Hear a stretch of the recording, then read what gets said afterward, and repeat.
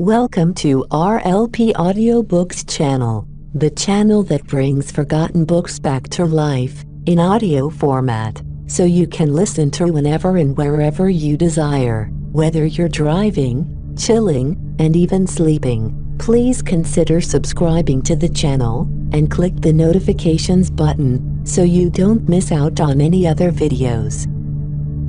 Now, relax, listen, ponder, and enjoy. Surah 72. Al-Jinn. Context. Period of revelation.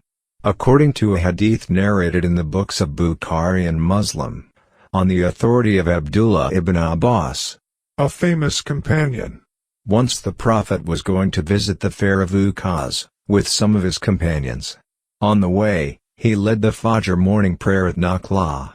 At that time, a company of the jinn happened to pass that way.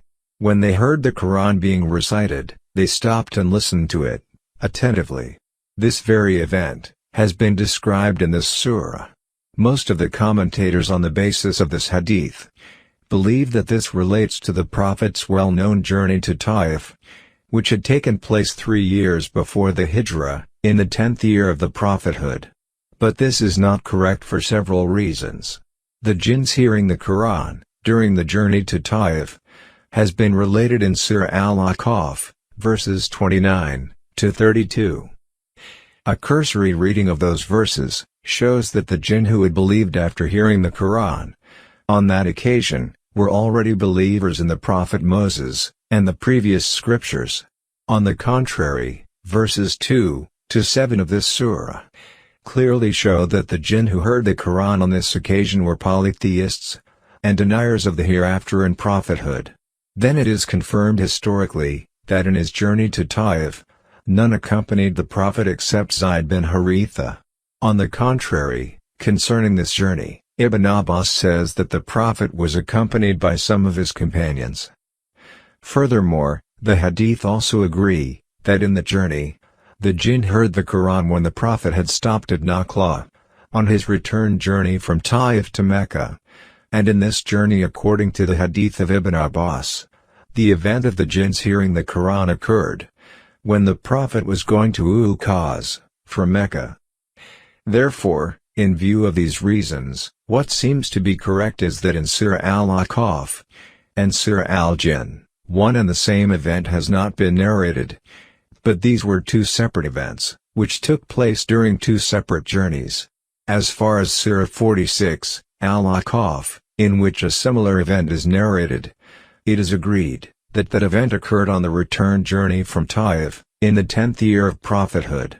As for the question when the second event took place, its answer is not given by the narration of Abdullah ibn Abbas, nor does any other historical narration or tradition show when the Prophet had gone to the fair of Ukaz. However, a little consideration of verses 8 to 10 of this surah shows that this could only be an event of the earliest stage of prophethood. In these verses, it has been stated that before the appointment of the Prophet to the divine mission, the jinn used to eavesdrop in the lowest heaven, the universes, in order to hear news of the unseen or future. The news of the future events were informed to the angels by God, who would pass this information through the heavens, until it reached the lowest heaven, where the jinn would sit and wait, to catch something being spoken about.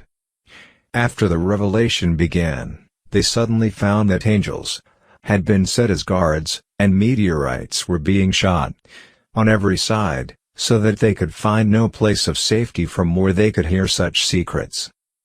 Thereupon they realized that this must be due to some major event occurring, for which the secrets were being hidden from them. The jinn were therefore moving about, in search of an unusual occurrence on the earth, and a group of them, on hearing the Quran from the Prophet, immediately understood that this was the very thing for which the secrets of the heavens had now been guarded against them. Reality of Jinn.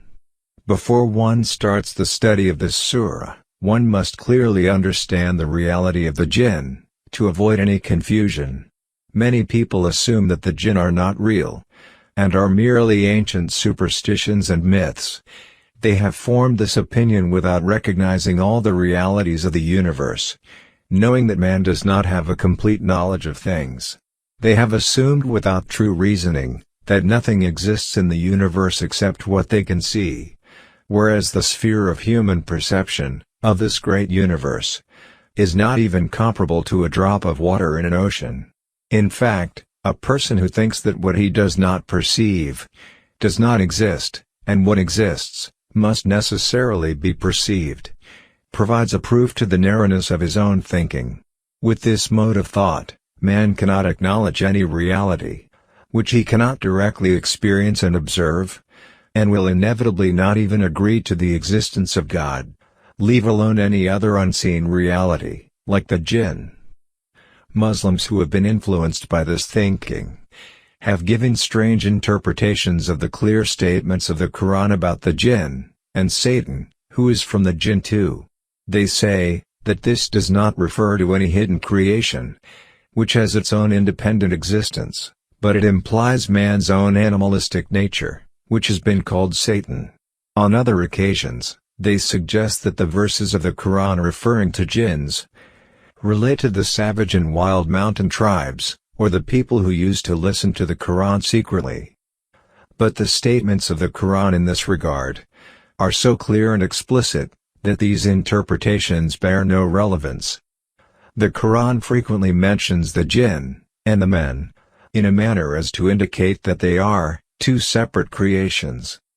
For this, see Surah 7, Al-Araf, verse 38, Surah 11, Hud, verse 119, Surah 32, As-Sajda, verse 25 to 29, Surah 46, Al-Ahqaf, verse 18, Surah 51, Az-Zariyat, verse 56, and the entire Surah 55, Ar-Rahman, which all bear clear evidence, so as to leave no room to regard the jinn as part of the human species. In Surah 7, Al-Araf, verse 12, Surah 15, Al-Hijr, verse 26 to 27, and Surah 55, Ar-Rahman, verses 14 to 19. It has been expressly stated that man was created out of clay, and jinn out of fire. In Surah 15, Al-Hijr, verses 27, it has been said that the jinn were created before man, Adam. This is testified by the story of Adam and Iblis, Satan, which has been told in 7 different places in the Quran, each one confirming that Iblis was already there at the creation of Adam. Moreover, in Surah 18, Al-Kahf, verse 50, it has been stated that Iblis belonged to the jinn. In Surah 7, Al-Araf, verse 27, it has been stated in clear words that the jinn see the human beings, but the human beings cannot see them unless they reveal themselves. In Surah 15, Al-Hijr, verse 16 to 18, Surah 37, As-Safat, verse 6 to 10, and Surah 67, Al-Mulk, it has been said that although the jinn can ascend to the heavens, they cannot exceed a certain limit. If they try to ascend beyond that limit, and try to hear what goes on in the heavens, they are not allowed to do so, and are driven away by meteorites. By this, the belief of the polytheistic Arabs, that the jinn possess the knowledge of the unseen, or have access to divine secrets, has been refuted. The same error has also been refuted in Surah 34, Saba, verse 14, Surah 2, Al-Baqarah, verse 30 to 34, and Surah 18, Al-Kahf, verse 50, which show that God has entrusted mankind with the position of viceroy on the earth, and that mankind is superior to the jinn.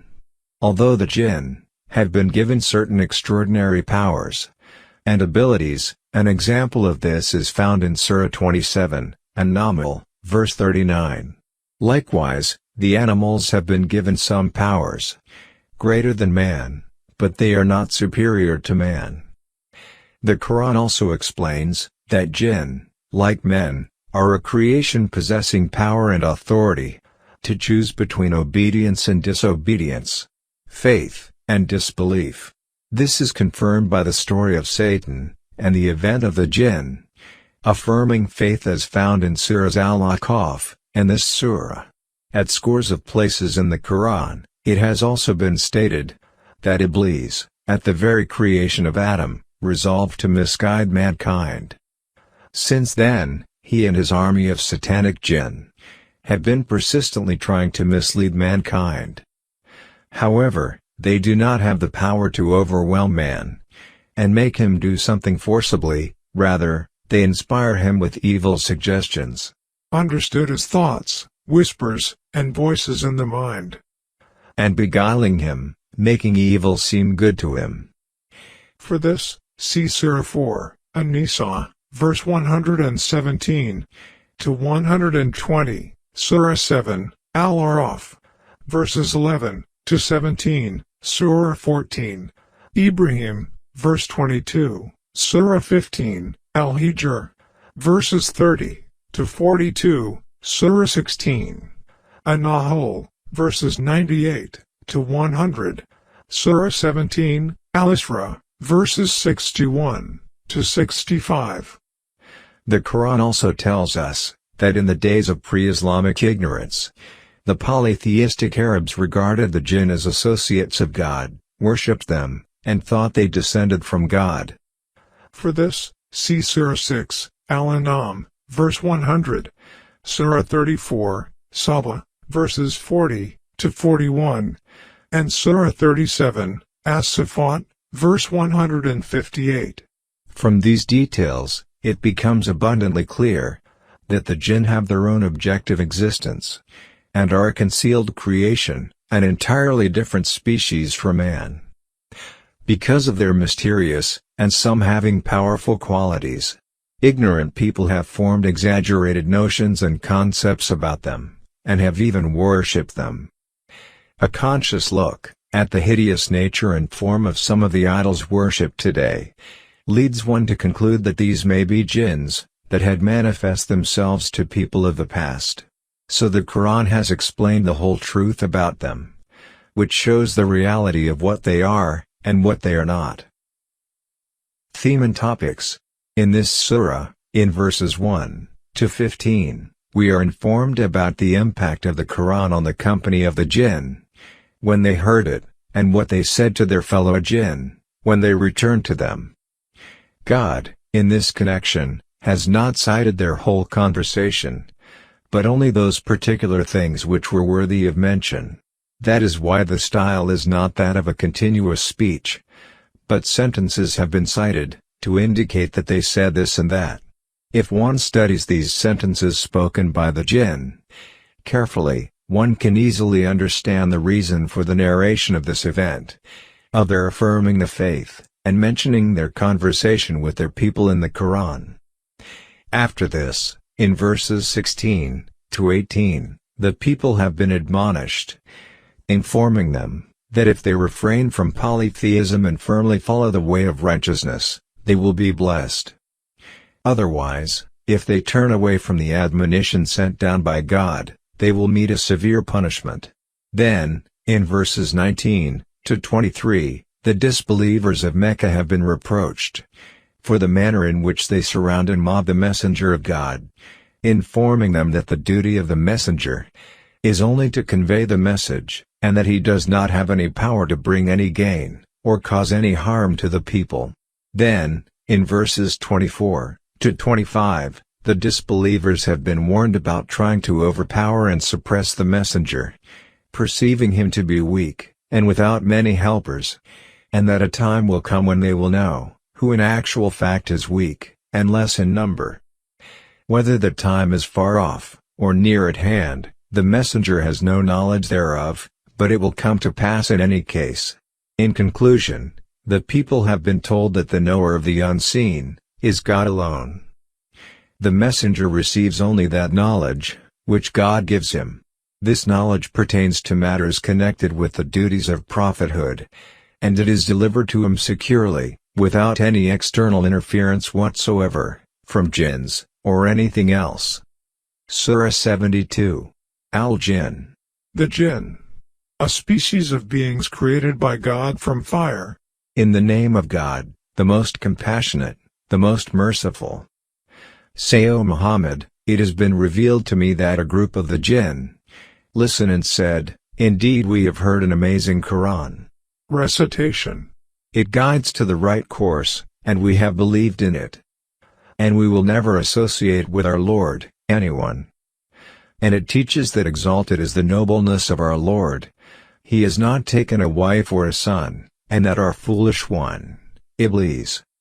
A plural form may also be understood, meaning, the foolish ones among us, has been saying about God, an excessive transgression. And we had thought that mankind and the jinn would never speak about God a lie. And there were men from mankind who sought refuge in men from the jinn, so they only increased them in burden. Sin. And they had thought, as you thought, that God would never send anyone as a messenger. And we have sought to reach the heaven, but found it filled with powerful guards and burning flames. And we used to sit therein, in positions for hearing. Before the prophethood of Muhammad, the jinn used to collect information by eavesdropping on the angels, and then pass it on to fortune-tellers and soothsayers. But whoever listens now will find a burning flame lying in wait for him. And we do not know therefore whether evil is intended for those on earth, or whether their Lord intends for them a right course. And among us are the righteous, and among us are others, not so, we were of divided ways. In opinion, belief, and religious practice. And we have become certain that we can never frustrate God on earth, nor can we frustrate, escape, Him by flight. And when we heard the guidance, the Qur'an, we believed in it. And whoever believes in his Lord will not fear deprivation, or burden, in regard to his account in the hereafter. Nothing of his good will be diminished, nor will the evil of another be placed upon him. And among us are Muslims in submission to God, and among us are the unjust. Meaning, those who deviate from truth, and act tyrannically. And whoever has become Muslim, those have sought out the right course. But as for the unjust, they will be for hell, firewood. And God revealed that if they had remained steadfast on the way, we would have given them abundant rain, provision, so we might test them therein. And whoever turns away from the remembrance of his Lord, meaning, refuses obedience to him, he will put into arduous punishment. And he revealed that the masjids are for God. The term masjid here includes every place of worship, or the earth in general. So do not invoke with God anyone. And that when the servant, prophet of God, stood up supplicating him, they almost swarm all over him, crowding on top of each other, in the manner of locusts in order to hear him. They may refer to the jinn, or to the disbelievers among the Arabs.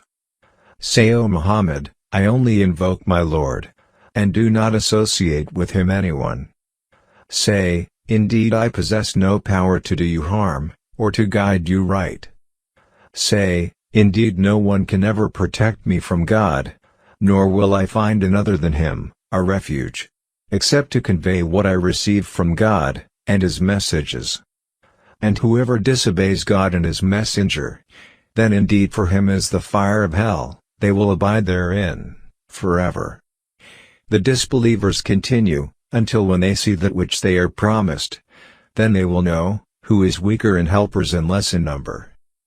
Say, I do not know, if what you are promised is near, or if my Lord will grant for it a long period.